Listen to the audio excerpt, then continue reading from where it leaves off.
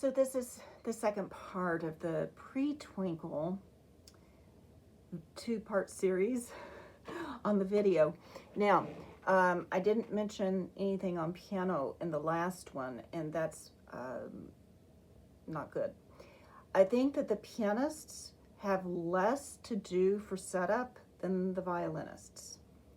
That's my experience, and what I've done, I've already done a video of, which is the handy spandy as applied to finding note names and getting the feel of the gesture from octave to octave. And that is the main thing that I do that is considered a pre-twinkle activity. We go right into playing as pianists. Violinists need a lot more setup. So now with pre-twinkle strings, I've talked about posture. I haven't talked about balance, and I should do that for a moment. Balance in violin is between the 2 feet. And I have children sway a little bit to find where their point of center is. Now, when I first started to play, I remember everything being to the left. That's where I had to put my weight. I don't know. We're all made differently, and I think that that's maybe not where I'm most comfortable. And so I think that knowing that you can move is a good thing, that you don't have to be rigidly in one place. And to find that center before they stop and can set up is an important part of posture.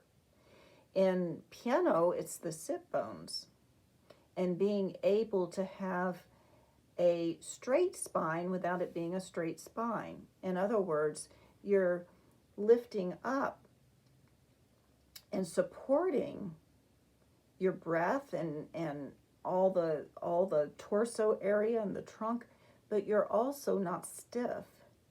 Your spine has 3 curves in it, and we don't want to strain that either. It's really finding that place on your sit bones where you are most comfortable. And I do use a little bit of height on the bench for the little ones. I like to see their arms parallel to the floor and not down here or like that. And feet flat. So if I have to put a book or something underneath something solid that's underneath their feet, I think that's important as well. So moving on from posture and rhythm and beat from the last video, I'd like to just get a start on the patterns we have in Twinkle Twinkle Little Star that transfer beautifully to the instrument and from where we came from, which is where we came, which is the music time class and the tunes that we sing in there. For example, when we go from A to E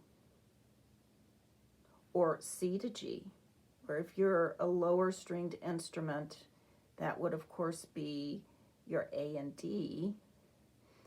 It's a fifth, and we practice the motion of a fifth.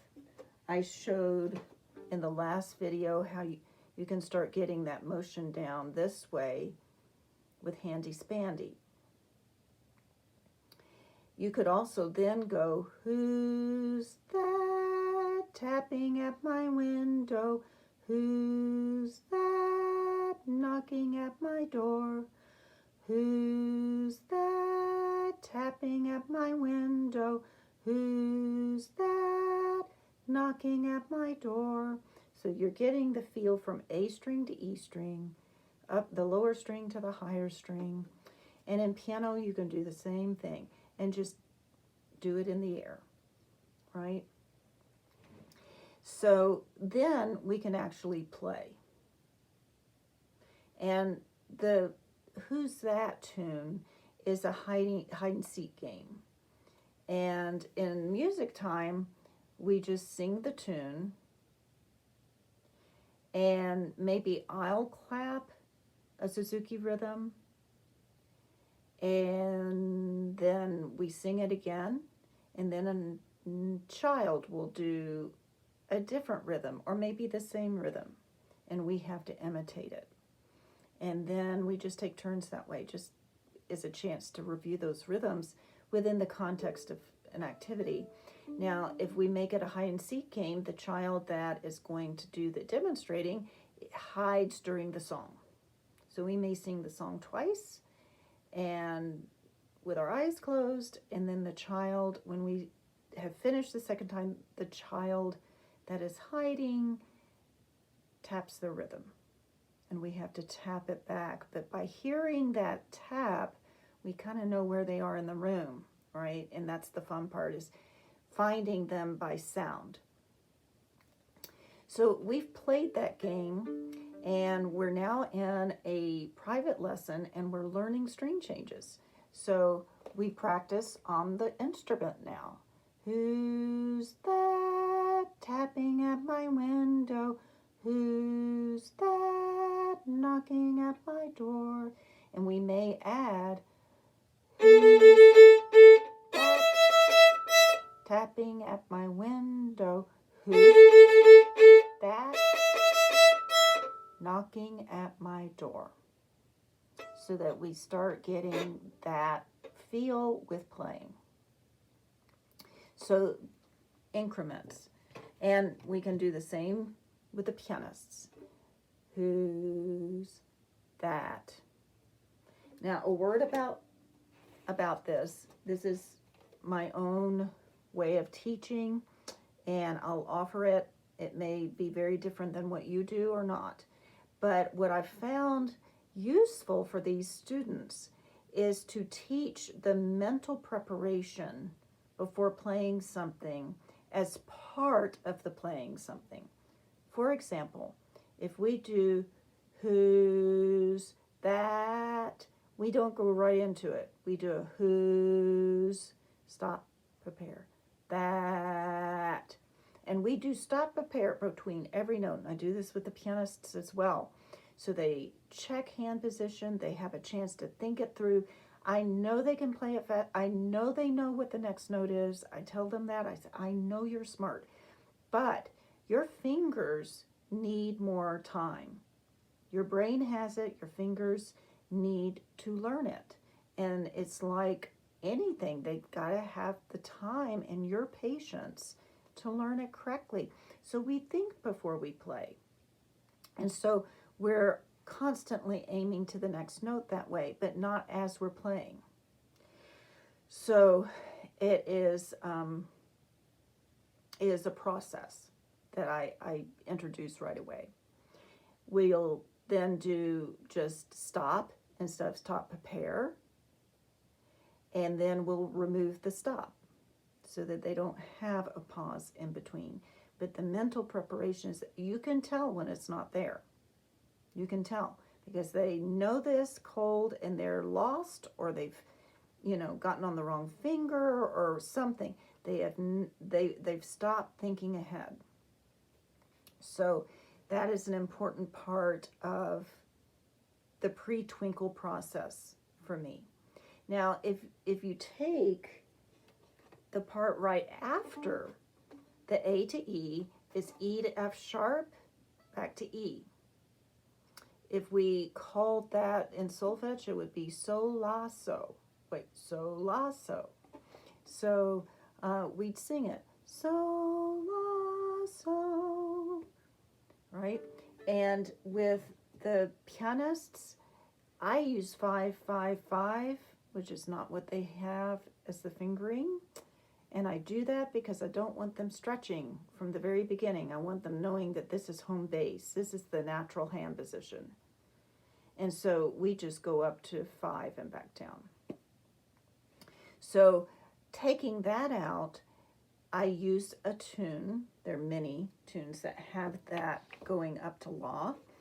but the one that they would be most familiar with at this stage of the game is Naughty Kitty Cat. And that goes like this. Naughty kitty cat, meow, you are very fat, meow. You have butter on your whiskers, naughty kitty cat, meow. And we do all sorts of kitties. And I think I've described this in other videos, but you are using your voice now, not your body as in the walking Delcroze activity, but this one you're using your voice in a number of different ways for musical expression. So Naughty Kitty Cat has that dun dun dun dun dun, has that going up to the la and back down. So I will isolate that out, and we'll first by picking up pom-pom balls. Naughty kitty cat, you are very fat. You have butter on your whiskers, naughty kitty cat.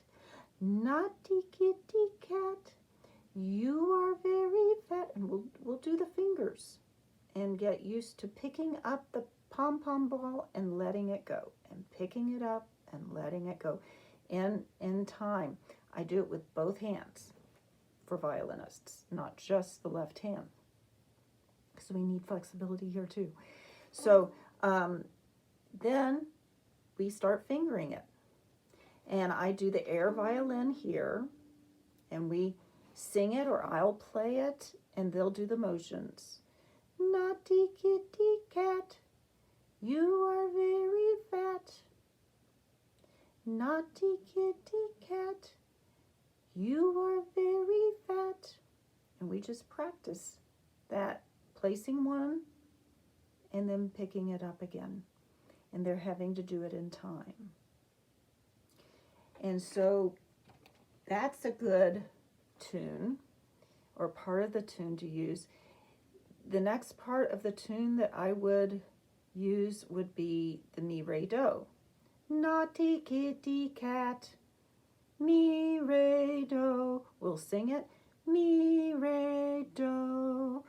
We've sung it in class.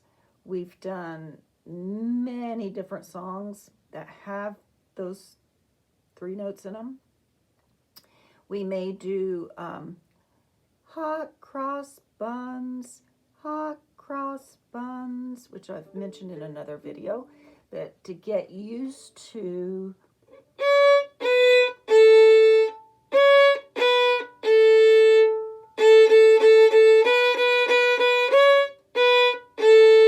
getting used to the fingers, right? And they can do naughty kitty cat, or they can do naughty kitty cat that way. But just getting the use of those 3 fingers. And then the only thing we have left is what I consider the hardest part, and that's E to 3. When we do, I think it's tough. This is what usually happens. And whether you're using block fingering, which I do at first and then I drop it really fast, or 1 finger at a time, independent fingers, it is a tough spot. So first of all, we do some exercises to relax that wrist, and then we do stop, prepare. And we may do naughty kitty cat, you are very fat. You have butter on your whiskers. We may just do those notes. Dum, bum, bum, bum. And just isolate those out from that tune that they know. And they can just hold still while you play it until they get to the part that they know. Or they can play, try to sort it out by themselves, the whole piece. It's easier than Twinkle. It's much easier than Twinkle. And they've moved to this more. They've sung it more. They've done more with it. So it's a good lead-in to something like Twinkle Twinkle Little Star, I think. And I use Naughty Kitty Cat. There are a number of tunes that we use that have mi, re, do's in them, that have the going up to la in them, that have scalar patterns that descend. So this one seems to have all of it. But if there's something that you are more familiar with, or your students are more familiar with, that you like to use, go for it. It's wonderful. All I'm suggesting is that you use something that is familiar, that the children have moved and sung and spoken and maybe even seen notation. They have experienced on a number of different levels. Use that to be the introduction to something that's technical. So that is how I would introduce the left hand in violin for a pre-twinkler. So thank you.